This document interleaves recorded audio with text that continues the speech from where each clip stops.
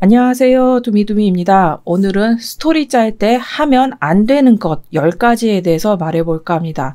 이게 보통 스토리 짤 때 이렇게 하면 좋다, 이런 방법들이 있다, 그런 거를 제시하지만 솔직히 그런 거를 들어도 잘 써먹지 못하겠잖아요. 바로 내 스토리에. 하지만은 하면 안 되는 것은 금방 적용시킬 수 있거든요. 아, 이런 거 하면 안 되는구나 라고 이제 한번 배우면은 그런 거를 이제 바로바로 빼버릴 수 있거든요. 그래서 스토리 짤 때 하면 안 되는 것에 대해서 말해볼까 합니다. 그러면은 지금 시작하겠습니다. 그래서 웹툰 스토리 짤 때 하면 안 되는 것 10가지.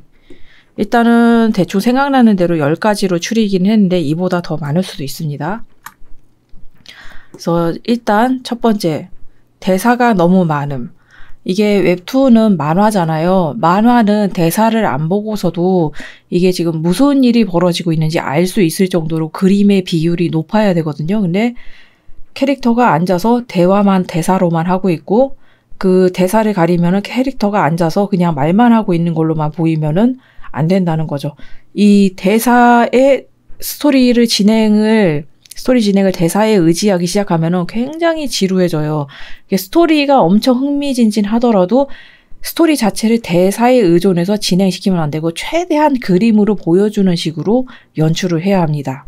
그리고 이제 두 번째는 주인공이나 주연급 조연이 여러 명인 거예요. 내 스토리는 주인공 하나인데요. 그렇지만은 주연급 조연이 잘 보면 여러 명이에요. 주연급 조연이긴 한데 얘 스토리상 없으면 안 되는 애들을 얘기하는 거죠. 그러면 이게 사실상 주인공이 여러 명인 게 되거든요. 근데 주인공은 1명 아니면 2명으로 해야 돼요. 그 이상 되면은 스토리가 감당이 안 돼요. 저는 3명 이상 그 스토리에 관련된 사람은 3명 이상 되는 거를 좀 뭐라고 해야 되나? 반대를 하고 있거든요. 왜냐하면 제가 제 경험상 저도 스토리를 짤 때 등장인물을 수십 명까지 만들어 본 적이 있는데 정말 감당이 안 되더라고요. 그래서 스토리를 짜다 보니까 얘도 필요하고 쟤도 필요하고 이런 인과관계상 쟤도 필요하고 해서 짓다 보니까는 스토리가 가지만 늘어나지 진행이 안 되는 거예요. 그래서 지금에 와서 생각을 해보면은 이야기를 철저히 주인공에 맞춰서 진행을 시켜야 되는데 내가 짠 조연이 너무 아쉬워요. 그럼 이 조연의 이야기도 하고 싶어. 그러면은 조연 얘기를 하다 보면은 또 그에 관련된 등장인물 중에 또 매력적인 인물이 나와버려요. 그러면은 그런 식으로 계속 그냥 그때그때 끌리는 캐릭터 위주로 이야기를 진행시키다 보면은 주인공의 이야기는 전혀 진행이 안 되는 거죠. 근데 이게 독자들은 이미 주인공한테 정을 붙였고, 그리고 이 스토리라는 거는 주인공이 겪은 주인공이 그 일을 겪음으로 해서 변하는 감정, 그게 바로 스토리거든요. 근데 이 주인공이 여러 명이고 그 다른 기타 주연급 조연들의 이야기를 하느라 주인공의 이야기가 진행이 안 되면은 아주 치명적입니다. 그냥 이야기 자체가 재미없게 느껴져요. 그러니까 꼭 주인공을 1명, 최대 많아봐야 2명, 그리고 저는 3명까지 하는 이유가 주인공과 주인공의 친구나 조력자 아니면 애인 그리고 주인공의 적 해서 이 3명으로 합니다. 그래서 주인공과 주인공의 적이 강력하게 얽히도록 이야기를 만들면은 굉장히 이야기가 깔끔하게 떨어져요. 재미있게. 그리고 이제 이 위에 거랑 같이 이제 이어지는 건데 조연이 더 눈에 띈. 이라는 건데 이 스토리를 만들다 보면은 스토리상 필요해서 주인공의 성격은 스토리상 필요에 의한 인물을 만들어요. 그리고 내가 좋아하는 성향의 캐릭터를 조연에다가 이제 부여를 하는데 그러다 보면은 주인공한테 정이 안 가고 조연한테 더 정이 가는 바람에 조연의 그런 활약이 더 뛰어나 버려요. 그러면은 주인공의 매력이 반감이 되고 아무래도 사람들은 주인공을 더 좋아하게 되게끔 되기 마련이거든요. 그러니까 이게 좀 애매해져요. 조연이 너무나 잘 빠져서 주인공의 자리를 꿰차는 경우도 뭐 드물지만 있긴 하지만 거의 웬만하면은 주인공이 눈에 띄어야 돼요. 그래서 조연이 더 눈에 띄는 일도 없어야 합니다. 그리고 이제 떡밥만 던지고 회수를 안 함. 이것도 되게 문제예요. 이게 이야기를 되게 뭔가 있어 보여야 되니까 계속 수수께끼를 던져요. 근데 미스테리를 던지고 하는데 그거를 회수를 안 해요. 이게 떡밥을 던지고 회수하고 던지고 회수하고가 되어야 되는데 떡밥을 던지고 하면은 나중에 이제 독자들도 이거 떡밥만 던지고 대체 이 떡밥은 언제 해결이 되는 거냐. 이거 그때 예전에 나왔던 떡밥과 지금 이번에 나온 떡밥이 서로 부딪히는 것 같은데 이거 스토리 대체 어떻게 되는 거냐라고 혼란을 느껴요. 그렇기 때문에 꼭 떡밥을 던지고 회수하고 요 리듬을 맞춰주셔야 돼요. 떡밥만 주구장창 던지면은 이것 또한 스토리가 진행이 안 되는 느낌이 들어요. 그냥 꼬이기만 하고 있어요. 그리고 우연에 의지해서 사건을 해결하는 것도 하면 안 돼요. 이게 사건이 처음에 생기는 거는 우연하게 생길 수 있어요. 하지만 사건이 해결되는 거는 꼭 주인공이 사건을 해결해야 되거든요. 그래야지 주인공으로서의 위치가 있고 주인공이니까 사건을 해결해야 되고 그리고 주인공이 사건을 해결해야만 이야기가 진행이 되기 때문이에요. 근데 그 사건이 주인공이 별다른 노력을 안 했는데 그냥 우연하게 짠 하고 해결이 돼버려요. 그러면은 주인공의 매력이 굉장히 없어요. 그리고 스토리도 굉장히 재미없게 느껴져요. 그렇기 때문에 사건이 생기는 거는 우연히 가능하지만은 사건이 해결되는 거는 우연하게 해결시키면 안 돼요. 그거는 절대 하면 안 됩니다. 그리고 이제 진행이 막히면은 신캐를 등장시킴. 이거는 좀 이야기를 연재가 좀 길어졌을 때의 문제인데 연재를 하다 보면은 좀 생각보다 이야기가 길어질 때가 있어요. 그러면은 이야기가 길어지다 보면은 기존에 있는 캐릭터로는 좀 잘 진행시키기 어렵다고 느껴서 그냥 신선한 이쯤에서 좀 신선미를 더하기 위해서 신캐를 갑자기 짠 하고 등장시켜요. 근데 그렇게 이제 신캐를 등장시키면은 잠깐 그 신캐릭터의 매력에 의해서 이제 이야기가 재미있게 보이고 진행이 되는데 그 신캐가 등장해서 이게 신캐 효과는 그렇게 오래 안 가거든요. 주인공이 활약을 해야 돼요. 주인공을 어떻게 해서든지 활약을 시켜야지 자꾸 신캐를 등장시키면은 주인공의 활약할 시간이 없어지고 주인공의 그런 매력이 떨어지고 결국 작품 자체의 전체적인 매력과 오락성, 재미가 다 떨어져요. 그래서 이거는 대단히 중요합니다. 그래서 요거는 정말로 정말 안 하는 게 좋아요, 여기는. 그리고 이제 남성 캐릭터를 너무 우상화해서 표현함. 요거는 뭐라고 해야 되나? 소년 만화라면 괜찮아요. 남자가 같은 이제 소년 만화에서는 남자 캐릭터들의 이제 거의 목표가 강해지는 거인 경우가 많거든요. 육체적으로나 정신적으로나. 그러면은 이제 좀 우상화가 필연적으로 될 수밖에 없어요. 나의 히어로 아카데미아에서도 보면은 주인공이 우상으로 삼는 캐릭터가 있잖아요. 그런 식으로 해서 이제 주인공이 그 우상에 가까워지기 위해서 노력을 하는데 근데 이게 남성 캐릭터를 너무 우상화하면 문제가 되는 장르가 로맨스예요. 로맨스에서 남캐를 너무 우상화하면은 여자 캐릭터가 위기에 처했을 때 남자 캐릭터가 짠 하고 나타나서 그걸 구해준단 말이에요. 그러면은 안 돼요. 이게 여자 주인공이라고 해도 자기한테 처해진 그 사건이나 나한테 주어진 이 어려운 사건을 자기 스스로 헤쳐나가야지 그 남자 캐릭터가 짠 하고 나타나서 구해주면은 굉장히 주인공의 매력도 떨어지고 그리고 요즘 트렌드에도 맞지가 않아요.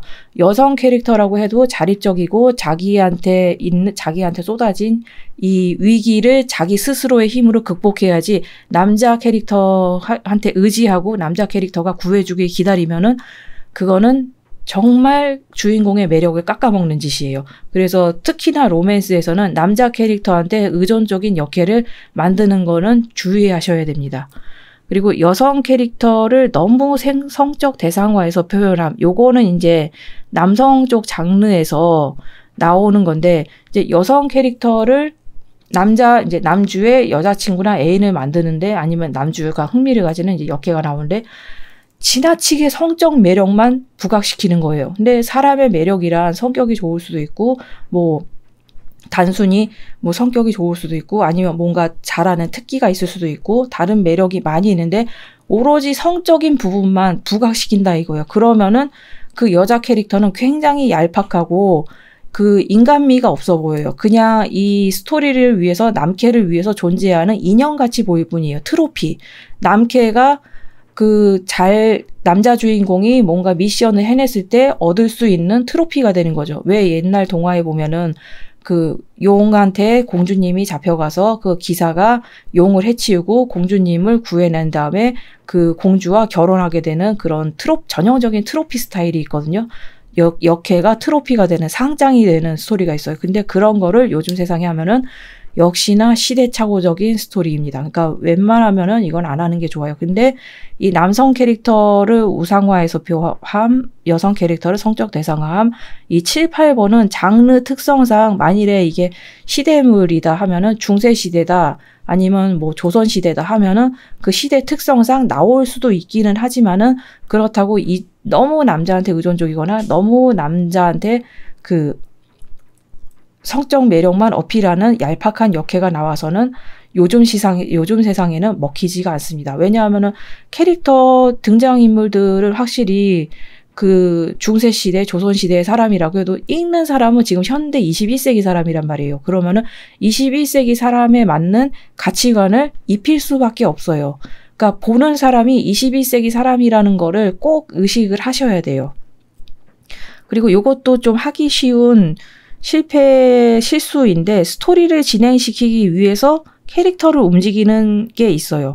그러니까는 캐릭터의 매력을 어필하기보다 작가가 본인이 구상한 이 스토리를 보여주는데 급급해서 그 스토리에 맞춰서 캐릭터를 움직여버려요. 그러면은 스토리는 뭔가 대단하게 진행되는 느낌인데 재미가 없어요. 그게 바로 캐릭터의 매력이 죽어버려서예요. 그러니까는 그리고 이제 처음에는 진지한 캐릭터였는데 나중에는 뭐 우스꽝스러운 캐릭터가 된다거나 하는 식으로 스토리를 위해서 캐릭터를 움직이다 보면은 분명히 캐붕이 와요. 캐릭터 붕괴. 그러면은 이제 독자들은 보다가 의아해지는 거죠. 아, 이거 캐릭터가 너무 바뀌었다. 뭐 너무 스토리에 휘둘리는 거 아니냐. 그런 식으로 하거든요. 근데 스토리란 제가 누누이 말하지만은 스토리란 주인공 캐릭터가 이루고자 하는 평생을 거쳐서 이루고 싶은 어떠한 목표를 이루기 위해 노력하고 그것을 얻어내는 것이 바로 스토리예요. 그렇기 때문에 꼭 스토리에 휘둘리는 캐릭터를 만들지 않도록 조심하셔야 됩니다. 그리고 이제 주제가 너무 피상적.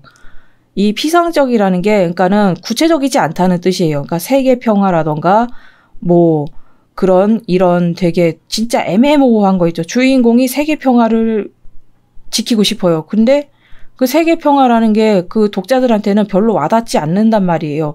그러면은 조금 더 독자들한테 와닿을 수 있는 구체적인 그 목표를 제시를 해야 돼요. 근데 이것도 장르 특성상 세계 평화가 들어갈 수도 있어요. 어벤져스 같은 거요.